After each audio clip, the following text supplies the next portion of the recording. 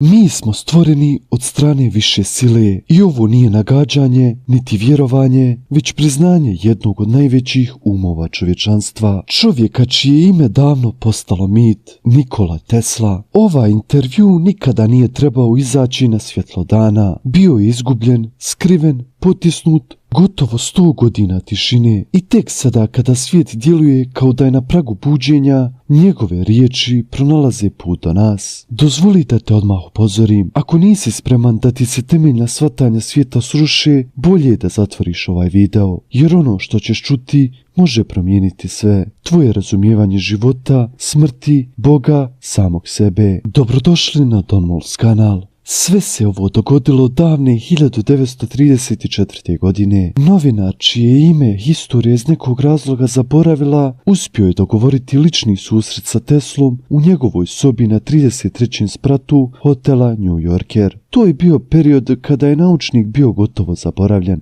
Financiranje prestalo, njegove publikacije nestale, prijatelji su se okrenuli, ali tada, usred tišine i samoće, Tesla iznenada odlučio progovoriti. Zamolio je da se isključi snimač i rekao: zapamtite ovo, neću to povjeriti papiru. Novinar je svoja sjećanja zabilježio tek mnogo godina kasnije, a danas su pred tobom. Prvo pitanje bilo jednostavno, gotovo naivno. Gospodine Tesla, vjerujete li da je život nastao slučajno? Dugo je šutio, zatim se tiho nasmijao i odgovorio: to je pitanje koje sam sebi postavio još prije nego što sam znao da ću postati naučnik. Ne, mladiću, ništa na ovom svijetu nije slučajno. Sve je formula, čitav univerzum je jedna jednačina, a iza nje stoji misao, ne teorija, ne hipoteza, već misao svjesna, kreativna. Hoćete reći da je razum stajao iza stvaranja čovjeka? Upitao je novinar. Kažem da je razum stajao iza stvaranja svega, odgovorio je Tesla. Da znaš samo šta sam otkrio nakon decijena eksperimenata, ali čovječanstvo za to još nije spremno. Prošetao je do prozora, dugo šutio pa rekao: pokušao sam napraviti mašinu koja može uhvatiti glas etera. Znate, eter nije samo medij, on je memorija univerzuma, tamo su pohranjene misli, emocije, slike i smjernice. Jednog dana sam čuo nešto, nije to bio glas u običajnom smislu, bio je to impuls, smjernica, i shvatio sam da nismo samo stvoreni, mi smo vođeni. Novinar je ostao zatečen.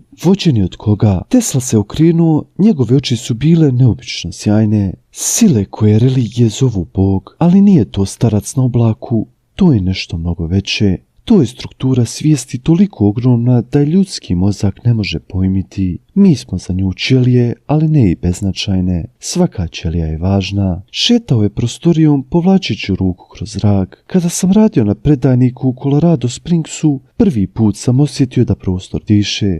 Da diše kao živi organizam. Poslao sam val i dobio odgovor, ne odjek. Odgovor kao da je neko s one strane materije shvatio da je primijećen. Novinar više nije zapisivao, samo je slušao. Moja greška je bila što sam pokušavao dokazivati instrumentima, ali treba samo slušati, jer sve odavno zvuči, čak i tvoja duša.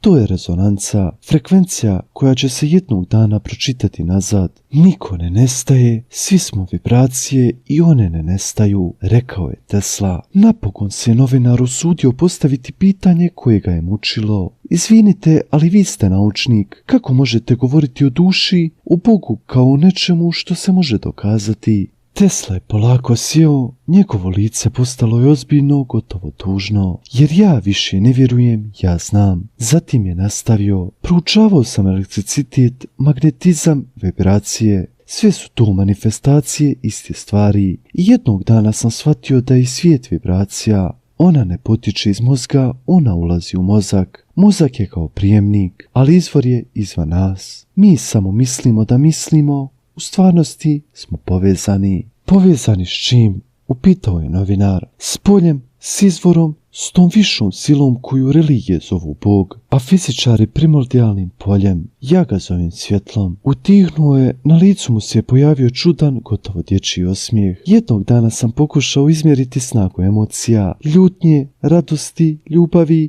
I znaš šta sam otkrio? Svaka emocija ima svoju frekvenciju. Ljubav je najčistija, najharmoničnija. Ona je najbliža onome što ja nazivam izvornom vibracijom univerzuma, a strah je najgrublji. Odbija, izolira i zaslepljuje nas. Kažete li da nas ljubav približava toj višoj sili? Tvrdo to tvrdim i više od toga. Ona je njen odraz u nama. Nismo stvoreni od gline, kako kaže jedna knjiga, niti od slučajne molekule, kako tvrdi druga. Mi smo oblikovani kao odgovor na poziv svjetlosti. Novinar je polako klimnuo glavom, ne skidajući pogled sa Tesle. Sve je djelovalo kao san. Zašto onda patimo? Zašto umiremo? Zašto se ne sjećamo te veze? Upitao je. Tesla je blago namrštio čelo, glas mu je postao tiši, jer je ovo test. Slijepi najbolje nauče da vide, a izgubljeni najviše cijene put. Izbačeni smo od izvora da naučimo da ga ponovo čujemo.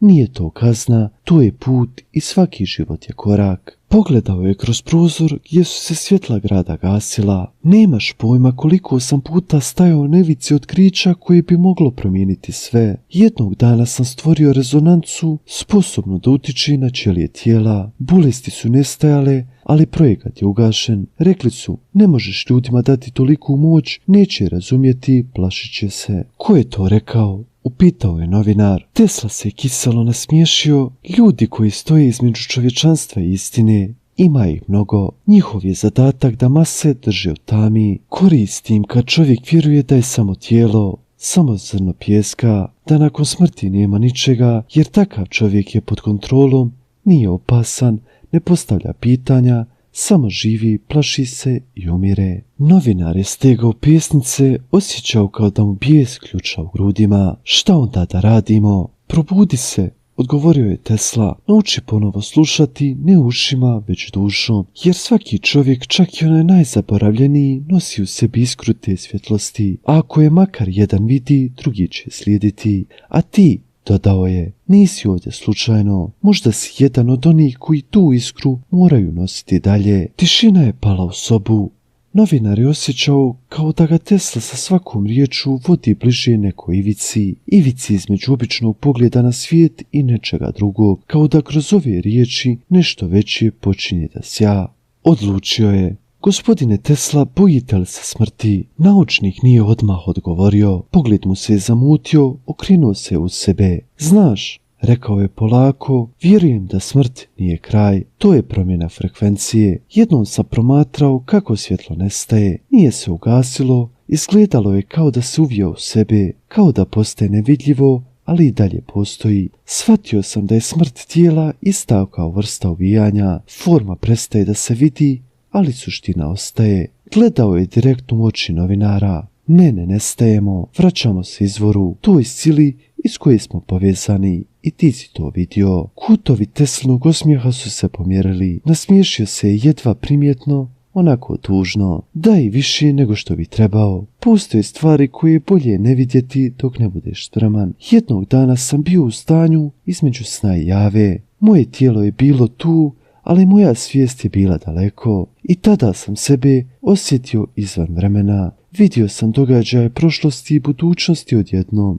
Ljude koji još ne postoje i oni koji su već zaboravljeni. Je li to bila vizija? Upitao je novinar. To je bila istina, jer vrijeme je iluzija. Linearno shvatanje je zgodan način da razumije svijet, ali u sadašnjosti sve već postoji. Sve patnje, sve radosti, sve odluke i svi povraci, jer na kraju svi se vraćamo kući. U tom trenutku munja je bljesnula kroz prozor. Daleki grmljenski prasak se nadvio nad gradom. Tesla se je blago nasmiješio. Priroda čuje, ona odgovara. Povezani smo s njom mnogo dublje nego što mislimo. Nisam samo vršio eksperimente sa elektricitetom. Tražio sam strukturu stvarnosti. Što sam dalje išao, to je bilo jasnije. Materija je samo ljudska, pravi tkanje univerzuma je svijesti. Novinar nije znao šta da piše, a šta da samo upije. Osjećao je da postoje dio nečega većeg. Izvinite, iznenada je rekao, ali ako je ovo tačno, ako je duša vječna, zašto onda ljudi umiru u strahu, u patnji, zašto toliko boli? Tesla ga je dugo gledao pa polako rekao, zato što je zaborav dio puta. Zamislite da krenete na putovanje, ali prije toga izbrišete svoje sjećanje. Ne znate ko ste, zašto ste ovdje, nikuda idete. I u tome je smisao da se sjetite ne mozgom, već dušom. Da shvatite da niste tijelo, da niste ovdje zauvijek, da je vaša bol samo prolazni oblak u vječnosti i svjetlosti. Ustao je, otišao do starog naslonjača i stavio ruku na njega. Sve što dodiruješ, sve što osjetiš, čak i svoje strahove, to nisu tvoji neprijatelji, to su tragovi. Svijet ti govori, daje ti znakove, a ako naučiš da ih čitaš, strah će nestati jer iza njega uvijek skriva svjetlost. Novinar je jedva mogao disati, osjetio je da ovaj razgovor nije samo intervju. Bio je to poziv i to ne samo njemu. Tesla je tiho dodao, nisi prvi koji postavlja ta pitanja, ali možda si jedan od prvih koji ih zaista i čuje. Zatvorio je oči na trenutak kao da čuje nešto unutra, nešto što nije zvuk. Nema mnogo vremena, osjećam to, ne fizički, već energetski, kao da se unutrašnje klatno stišava, ali strah je nestao jer sada znam šta dolazi. Novinar je stisnuo bilježnicu, šta dolazi. Tesla ga je pogledao neočekivanom nežnošću. Biće kao buđenje iz dugog sna, ponovo ću čuti vibracije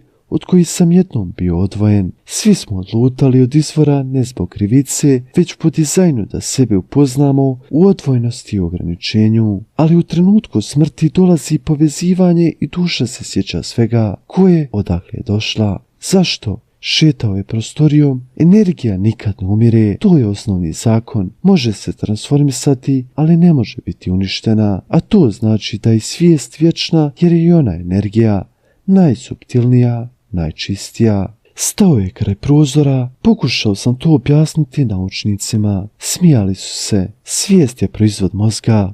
Ličnost nestaje poslije smrti, ali sam ih upitao, kuda ide struja kada ugasiš lampu? Nestaje li ili samo promijeni put? Nije bilo odgovora. Okrenuo se. Zamisli ocean bez ivice, bez dna, a ti si talas. Čini ti se da si odvojen, da si forma, pokret, ali jednog dana ponovo se utapaš i sve što si bio ostaje u vodi. Ne nestaje, nije izgubljeno, jednostavno postaje sve. Kažete li da se nakon smrti vraćamo Bogu, nečemu većem od Boga, nečemu iz čega je Bog nastao, jer i sam pojam Boga je premalen da opiše tu silu. Ona je izvan formi, izvan slika, izvan religija, ona je sve. Novinar je gledao Teslu sa poštovanjem. Osjećao je da su njegove riječi istina, ne doktrina, ne hipoteza, već čisto znanje. Ipak je šaputao, kad bi ovo znao, zašto nisi ranije rekao, zašto tek sada? Tesla je spustio pogled, glas mu je postao skoro šapat. Pokušao sam u knjigama, govorima, ali ljudi nisu slušali ili nisu htjeli. Tražili su formule, dokaze, dijagrame, ali ova istina se ne može izmjeriti. Može se samo osjetiti i sada kako moje tijelo stari, shvatam da je vrijeme da jednostavno kažem, bez zadržavanja, jer ako je jedna osoba čuje, to je već dovoljno. Sjeo je kao da mu snaga polako odlazi. Ovaj intervju, nastavio je, nije za novine, nije za senzaciju, trebao je ostati u sjeni. Sam sam tom čovjeku rekao da ga ne objavljuje, neka ga napiše i sakrije. To sam mu rekao i on je to učinio. I možda je tek sada došlo vrijeme. Novinar se izgranuo. Zašto baš sada? Tesla je ponovo gledao pravo u njegovu dušu, jer svijet je došao do ivice između tehnologije i uništenja. Ljudi su izumili mašine, ali zaboravili ko su. Lepršaju nebom, a ne mogu da pogledaju sebe. Boje se smrti jer ne razumiju život. A sada možda je vrijeme da se sjete. Utihnuo je. Prostorija je postala čudno tiha. Čak i grad izvan djelovao je kao da je zastao. Novinar je osjećao da je ovaj trenutak više od razgovora. Bio je to pomak, proboj, prag. A onda je Tesla odjednom rekao, pitao si ko nas je stvorio, sada ću ti odgovoriti. Zastao je, stvorila nas je svijest koja je odlučila postati materija, svjetlost koja je željela da se osjeti kao tijelo. Mi smo njen odraz, njen projekat, njeno iskustvo, nismo slučajnost, mi smo namjera. Novinar je osjećao da mu Tesline riječi gore kroz srce, kao da nije jedini koji ih čuje, kao da iza zidova prostorije neko pažljivo sluša svaku rečenicu i možda ih zapisuje. Ako smo projekat, upitao je skoro šapćući, da li to sila ima namjeru, plan. Tesla je polako klimnuo glavom. Da, i možda je mnogo složeniji nego što možemo zamisliti. Vjerujemo da smo fragmenti, čestice rasute po materijalnom svijetu da ga istražimo. Mi smo senzori, eksperimenti, rađamo se, osjećamo, volimo, pravimo greške i sve se to vraća natrag u polje, u ono što neki zovu božanskim umom. Zašto? Da bi se samo upoznalo, jer bez odvojenosti nema saznanja, bez tame nema spoznaje svjetla, bez straha nema cijenjenja ljubavi. Mi smo njen način da razumijemo kroz mnoštvo. Novinar je spustio pogled, bilo je previše, ali morao je postaviti glavno pitanje. Dakle, vjerujete da čovječanstvo ima svrhu? Tesla se je nagnuo naprijed, glas mu je postao čvrst. Da, ali izgubili smo put. Ustao je, otišao do policije s knjigama, uzeo stari izlizani notes, dao ga novinaru. Ovo su proračuni koji nikada nisu objavljeni. Pokušao sam napraviti uređaj koji može pojačati misao, koncentrisati vibraciju, svijesti i projicirati u eter. Znaš šta se je dogodilo kad sam prvi put pokrenuo eksperiment? Šta? Ulična svjetla su počela da se gase, radio prijemnici su prestajali s radom, ljudi su se žalili na čudne snove. To je bio neuspjeh, to je bio odgovor, prostor je slušao. I onda su došli muškarci u kravati bez emocija i rekli su: stani, ovo je previše opasno. Šta im se nije svidjelo? To što sam dokazao da je misao materijal, da je svijest moć i da ako čovjek shvati koliko je moćan, prestaje biti rob, a to znači da izlazi iz kontrole. Sjeo je nazad, jasno se je vidjelo da mu ove uspomene bole. Zato ovaj intervju nije mogao biti objavljen. Ne tada, a možda ni sada. A vjerujem da će uskoro doći oni koji se neće bojati, koji će htjeti razumjeti, a ne slušati naredbe. Novinar je tiho pitao: a šta će se tada desiti? Tesla je podigao pogled, buđenje, talas, masovni pomak svijesti. Ljudi će početi vidjeti nevidljivo, čuti nečujno, bolesti će nestajati, sjećanje će se vratiti, strah od smrti će nestati, jer će svi osjetiti da nisu tijelo, da su vatra, iskra i vječnost. Gledao je kroz prozor, munja je udarila blizu. Grmljavna je bila toliko glasna da je izgledalo kao da se i nebo potreslo. To je znak, rekao je Tesla. Uvijek kada je istina blizu, prostor odgovara. Sinhronicitet nije slučajnost, to je podsjetnik, sve je povezano, sve je jedno. Okrenuo se ka novinaru. Osjećaš to, zar ne? Novinar je tiho klimnuo glavom, grlo mu se steglo. Onda si već počeo da se budiš, tiho je rekao Tesla. I to znači da moje vrijeme nije bilo uzalud. Tesline posljednje riječi nisu bile glasne, ali su udarile kao udarac u grudi. Sve je energija, sve je živo, vibracija. I što si bliži izvornom frekvencijom, bliži si istini. Tiho je ustao, kao da svaki njegov pokret nosi oproštaj. Ovaj intervju nije o nauci, nije o religiji, to je poruka onima koji već osjećaju da ovaj svijet nije sve, onima koji su oduvijek znali da postoji nešto veće. Pogledao je u novinara: morat ćeš izabrati, sakriti ovo ili prenijeti dalje, ali zapamti, vrijeme je blizu, vrlo blizu. I kada počne velika podjela, važno je da makar neko zna da nismo sami, da nikada nismo bili sami. Prišao mu je bliže, njegovo lice je blistalo neizmjerno spokojno. Odlazim, ali ne nestajem. Svi ćemo se opet sresti jer nema smrti, nema razdvajanja, postoji samo prijelaz. Ispružio je ruku i kada ju je novinar dotakao, osjetio je neobičnu toplinu, kao da je, makar na trenutak, dotakao nešto izvan vremena. Zapamti, šapnuo je Tesla, Bog nije dogma, Bog si ti. Kada voliš, kad opraštaš, kad se sjećaš ko si zaista jesi. Okrenuo se i otišao do prozora. Dugo je gledao noćni New York gdje su munje bljeskale u daljini, pa rekao: počinje, iako si sada ovdje, znači da si dio toga. Novinar je otišao bez osvrta, nije znao da je to njihov posljednji susret. 3 mjeseca kasnije Tesla je umro u samoći, bez nasljednika, bez priznanja, ali ostavivši nešto što se ne može izmjeriti. Ove bilješke su bile skrivene gotovo 100 godina u staroj fioci, zaključane i zaboravljene, a sada su pronašle tebe. I sada razmisli: šta ako je ovo istina? Šta ako nisi tijelo? Šta ako nisi vibracija? Šta ako neko čeka da se sjetiš toga? Budi miran i slušaj, sada su još uvijek tu, gledaju i čekaju. Hvala vam što ste odgledali ovaj prelijepi videoklip. Napišite mi svoje mišljenje dole u komentare. U znak podrške ostavite like na ovaj video i podijelite ga vašim prijateljima. Do sljedećeg klipa, lijep pozdrav!